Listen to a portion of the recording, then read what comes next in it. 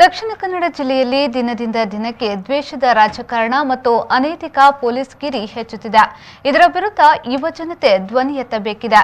ಈ ನಿಟ್ಟಿನಲ್ಲಿ ಯುವ ಕಾಂಗ್ರೆಸ್ ವತಿಯಿಂದ ಜಿಲ್ಲೆಯಾದ್ಯಂತ ಅಭಿಯಾನ ನಡೆಸಲಾಗುವುದೆಂದು ದಕ್ಷಿಣ ಕನ್ನಡ ಜಿಲ್ಲಾ ಯುವ ಕಾಂಗ್ರೆಸ್ ಅಧ್ಯಕ್ಷ ಲುಕ್ಮಾನ್ ಬಂಟ್ವಾಳ ಹೇಳಿದರು. ದಕ್ಷಿಣ ಕನ್ನಡ ಜಿಲ್ಲಾ ಕಾಂಗ್ರೆಸ್ ಭವನದಲ್ಲಿ ಸುದ್ದಿಗೋಷ್ಠಿ ನಡೆಸಿ ಮಾತನಾಡಿದ ಅವರು, ಕಳೆದೊಂದು ವರ್ಷದಲ್ಲಿ 12 ಅನೈತಿಕ ಪೊಲೀಸ್ ಗಿರಿ ನಡೆದಿದೆ. ಶೈಕ್ಷಣಿಕ ಮತ್ತು ಆರೋಗ್ಯ ಹಾಗೂ ಧಾರ್ಮಿಕ ಟೂರಿಸಂ ಕೇಂದ್ರವಾಗಿರುವ ಮಂಗಳೂರಿಗೆ ಇದು ಕಪ್ಪು ಚುಕ್ಕಿಯಾಗಿದೆ. ಜಿಲ್ಲಾ ಪೊಲೀಸ್ ಇಲಾಖೆಗೂ ಕಳಂಕವಾಗಿದೆ. ಹೊರ ಜಿಲ್ಲೆ, ಹೊರ ರಾಜ್ಯ, ದೇಶ ವಿದೇಶದ ಸಾವಿರಾರು ಮಂದಿ ವಿದ್ಯಾರ್ಥಿಗಳು ಮಂಗಳೂರಿನಲ್ಲಿ ವ್ಯಾಸಂಗ ಮಾಡುತ್ತಿದ್ದಾರೆ. ಪರಿಸ್ಥಿತಿ ಹೀಗೆ ಮುಂದುವರೆದರೆ ವಿದ್ಯಾರ್ಥಿಗಳು ಮಾತ್ರವಲ್ಲ, ಅವರ ಹೆತ್ತವರು, ಪೋಷಕರು ಕೂಡ ಆತಂಕ ಪಡುವ ಸಾಧ್ಯತೆ ಹೆಚ್ಚಿದೆ. ಬಂಡವಾಳಶಾಹಿಗಳು ಕೂಡ ಹೂಡಿಕೆ ಮಾಡಲು ಹಿಂದೇಟು ಹಾಕುತ್ತಿದ್ದು, ಇದರಿಂದ ನಿರುದ್ಯೋಗ ತಾಂಡವಾಡುವ ಅಪಾಯವಿದೆ. ಹಾಗಾಗಿ ಪೊಲೀಸ್ ಇಲಾಖೆಯು ಯಾವುದೇ ಒತ್ತಡಕ್ಕೆ ಮಣಿಯದೆ ನಿಷ್ಪಕ್ಷಪಾತವಾಗಿ ಕಾರ್ಯನಿರ್ವಹಿಸಬೇಕಿದೆ ಎಂದರು. ಇನ್ನು ಪ್ರತಿ ತಿಂಗಳು ಯುವ ಕಾಂಗ್ರೆಸ್ ಸರ್ವೋದಯ ಸಂಕಲ್ಪ ಕಾರ್ಯಕ್ರಮವನ್ನು ಹಮ್ಮಿಕೊಳ್ಳಲಿದ್ದು, ಪ್ರತಿ ಗ್ರಾಮದಿಂದ 2 ತರಬೇತಿ ನೀಡಲಾಗುವುದೆಂದು ಲುಕ್ಮಾನ್ ಬಂಟ್ವಾಳ ಹೇಳಿದರು.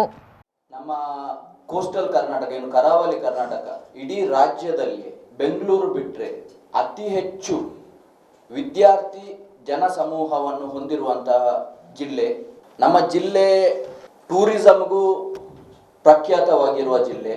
ಪ್ರತ್ಯೇಕವಾಗಿ ಧಾರ್ಮಿಕ ಟೂರಿಸಂ, ರಿಲಿಜಿಯಸ್ ಟೂರಿಸಂ, ಬಹಳಷ್ಟು ದೇವಸ್ಥಾನಗಳಿವೆ, ಬಹಳಷ್ಟು ಇತಿಹಾಸ ಉಳ್ಳಂತಹ ಚರ್ಚ್, ಮಸೀದಿಗಳಿವೆ.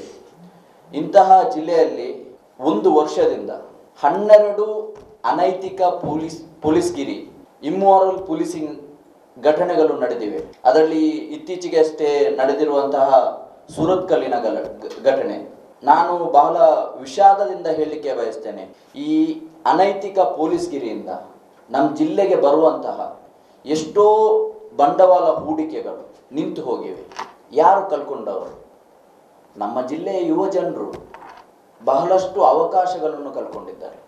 ನಮ್ಮ ಜಿಲ್ಲೆಯ ಯುವ ಜನರು ಇಷ್ಟೆಲ್ಲ ಇಂಜಿನಿಯರಿಂಗ್ ಕಾಲೇಜ್ಗಳಿದ್ದು, ವೈದ್ಯಕೀಯ ಕಾಲೇಜ್ಗಳಿದ್ದು, ಬ್ರೈನ್ ಡ್ರೈನ್ ಅಂತ ಏನು ಹೇಳ್ತೇವೆ, ನಮ್ಮ ಜಿಲ್ಲೆಯಿಂದ ಹೊರ ಹೋಗಬೇಕಾದಂತಹ ಪರಿಸ್ಥಿತಿ. ಟೂರಿಸಂ ಇದ್ರೂ ನಮ್ಮ ಜಿಲ್ಲೆಯಿಂದ ಹೊರ ಹೋಗಬೇಕಾದಂತಹ ಪರಿಸ್ಥಿತಿ. ಈ ಸಂದರ್ಭ ಸುದ್ದಿಗೋಷ್ಠಿಯಲ್ಲಿ ಯುವ ಕಾಂಗ್ರೆಸ್ ಮುಖಂಡರಾದ ಸರ್ಫರಾಜ್ ನವಾಜ್, ಆಶಿತ್ ಪಿರೇರಾ, ಸೌಮ್ಯಲತಾ, ರಮಾನಂದ್ ಪೂಜಾರಿ, ಹಸನ್ ಪಳ್ನೀರ್, ತೃಪ್ತಿ ಕೋಟ್ಯಾನ್, ನವೀದ್ ಅಖ್ತರ್, ಸುನಿಲ್ ಪೂಜಾರಿ, ಅಭಿಷೇಕ್ ಬೆಳ್ಳಿಪಾಡಿ, ಎಸ್ಕೆ ಚೌಹಾಣ್, ಹಕೀಂ ಕೊಕ್ಕಡ ಉಪಸ್ಥಿತರಿದ್ದರು.